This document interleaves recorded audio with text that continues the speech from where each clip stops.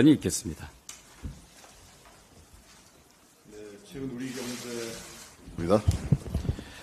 최근 우리 경제가 심상치 않습니다. 환율이 한때 1,400원대를 넘어서는 등 IMF 외환위기 때나 기록했던 수준으로 매우 불안한 모습을 보이고 있습니다. 당장 급한 불은 껐다 해도 환율이 1,450원대까지 올라갈 것이라는 우려가 계속되고 있습니다. 주식시장도 급락하고 있습니다. 문제는 중동 정세의 악화와 함께 미국 시장의 과열로 미국 금리 인하 가능성도 희박해지면서 강달러로 인한 고환율, 고금리가 상당 기간 지속될 것이라는 점입니다.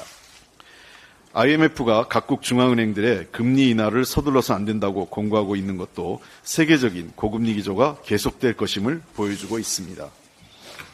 이창용 한은 총재도 물가가 목표 수준으로 가는 확신이 들 때까지 긴축 기조를 유지하겠다고 밝혔습니다. 윤석열 정부의 무능과 무책임으로 우리 경제가 대외 환경에 취약하게 노출되어 있는 가운데 서민과 중산층의 민생과 기업이 특히 어려움을 겪고 있습니다. 올 3월 수입 물가는 전월 대비 0.4%포인트 올라 3개월 연속 상승했습니다. 이 지표는 중동 불안 요소가 반영되지 않은 것으로 향후 더 힘든 고물가 상황이 이어질 것입니다.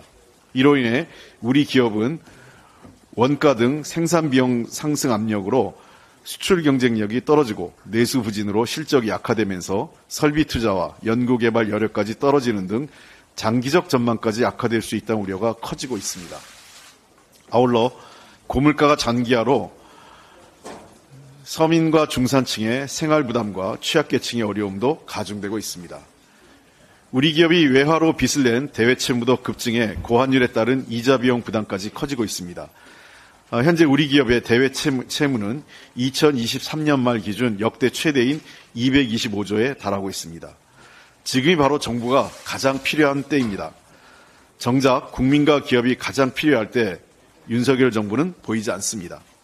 때를 놓치면 코로나 이후 반복되는 위기 상황에서 한계에 달한 민생이 회복 불능 상태에 빠질 것입니다. 여야가 함께 머리를 맞대고 민생을 안정시키고 경제를 살리라는 것이 이번 4월 총선의 민심입니다. 소상공인 이자 부담 경감과 저금리 대환대출 확대, 전기요금 등 에너지 비용 지원 등 민생 회복 긴급 조치를 즉각 실행하고 기업의 대외 채무의 안정적 관리와 수출 경쟁력 강화를 위한 방안을 적극적으로 강구해 나가야 합니다. 아울러 경제위기 극복과 민생경제 안정을 위해서 시급하게 여야는 추경 예산 편성에 함께 지혜를 모으고 협력해야 할 때입니다. 정부도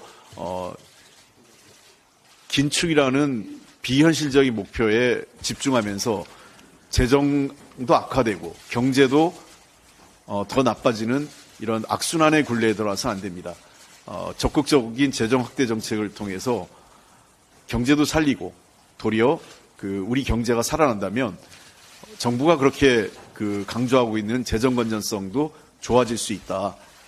이런 측면에서 정부 경제와 재정 정책의 전환이 필요합니다.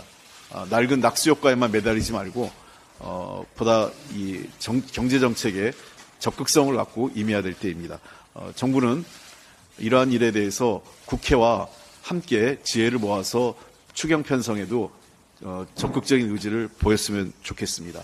다시 한번 윤석열 정부와 경제팀에게 각성을 촉구합니다. 최수근 상병 순직 사건에 대한 수사 외압의혹이 날로 더해지는 가운데 군 인권보호관인 김용원 인권위 상임위원이 최상병 순직 사건에 대한 국방부의 외압을 강하게 비판했다가 입장을 정반대로 바꾸는 과정에서 이종섭 당시 국방부 장관과 통화한 것으로 보도됐습니다. 김용원 상임위원은 지난해 국정감사에서 이종섭 전 장관과의 통화 시점을 특정할 수 없다며 모호하게 답변했으나 언론 취재에서 입장이 돌변하기 전에 통화했다는 것이 드러났습니다. 군 인권보호관은 이해람 중사 사망 사건을 계기로 군대 내 차별 행위를 바로잡기 위해 2022년 7월 국가인권위원회 내에 설치된 기구입니다. 군인 사망 사건 발생 시 조사 입회권을 가진 사실상 유일한 군 견제 기구이며 이를 겸직하는 국가인권위원회는 사회적 약자의 인권을 보호하고 국가의 인권 침해를 바로잡아야 하는 중요한 임무를 맡고 있습니다.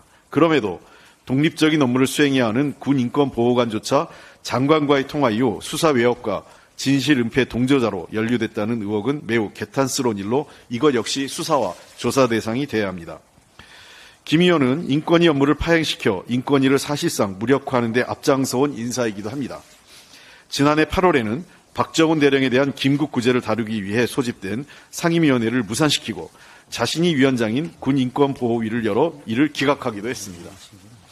또한 본연의 직무를 유기한 채 자신이 계속 출마를 시도했던 지역 행사에 참여하기도 했습니다. 인권위 내부 갈등을 유발하며 자신이 위원장인 치매구제 제1위원회를 지난해 4개월 넘게 파행시켜 300건이 넘는 진정 처리를 멈춰 세우면서 피해 구제를 바라는 수많은 진정인들에게도 큰 피해를 주기도 했습니다. 이처럼 군 인권의 보루가 되고 국가 권력의 불법과 부당함을 바로잡아야 하는 인권위원마저 수사 외압에 연루됐다는 의혹이 나오는 등 최수근 상병과 관련된 특검의 필요성은 날로 커져가고 있습니다. 그리고 특검이 미루어지는 사이 증거인멸 등 진실의 퍼즐들도 사라지고 있습니다. 그런데도 윤석열 대통령과 여당은 여전히 특검법에 대해 반대만 일삼으면서 민심을 역주행하는 오만과 만용을 보이고 있습니다. 대통령이 구중궁궐에 갇혀 민심을 제대로 깨닫지 못하면 여당이라도 정신을 차리고 국민의 목소리에 귀를 기울여야 함에도 여전히 대통령과 용산의 눈치만 보는 여당에 매우 유감스럽습니다. 이 와중에 핵심 피의자인 이종섭 전 장관 측은 특검이 적절치 않다는 오만방자한 주장까지 하고 있습니다. 지금은 안 보이지만 한동훈 전 비대위원장이 했던 말을 돌려주고 싶습니다. 한 비대위원장의 말에 따르면 수사받는 당사자가 마치 쇼핑하듯이 수사기관을 선택할 수 있는 나라는 적어도 민주주의 국가 중에 없다라는 말입니다. 이종섭 전 장관은 검찰 수사든 특검이든 그 어떤 조사든 본인이 나가서 자신의 죄가 있으면 죄가 있는 대로 또 자신이 죄가 없으면 없는 대로 진실을 밝히면 되는 겁니다. 대통령과 여당의 최상병 특검법에 대한 반대는 권력의 불법적인 수사 개입과 외압 행사의 진실이 드러나는 것을 두려워하는 것이라고밖에 설명할 수 없습니다. 지금이라도 최상병 특검법에 적극적으로 협력하는 것이 국민 이번 4월 총선의 민심이라는 것을 다시 한번 인식해 주기 바랍니다.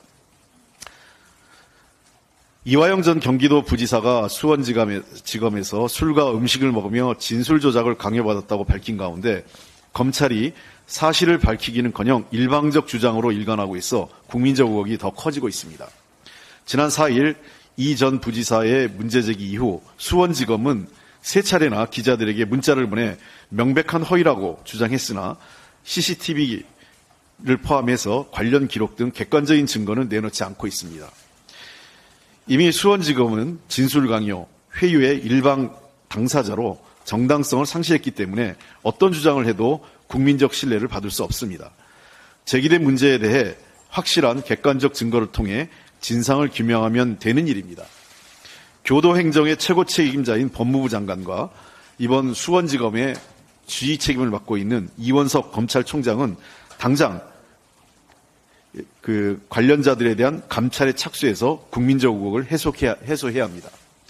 민주당이 진상조사단을 구성해 해당 검사들을 고발하는 등 진상규명을 위한 노력을 기울이겠습니다. 법무부와 검찰도 수사가 시작되기 전에 철저한 자체 조사를 통해 스스로 진실을 밝히는 노력을 해야 합니다.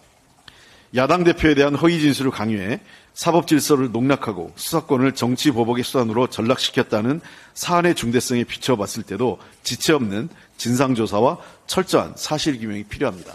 법무부 장관과 검찰총장은 즉각적으로 내부 감찰을 통해서 스스로 관련된 사실에 대해서 입장을 밝혀주시기 바랍니다. 이상입니다.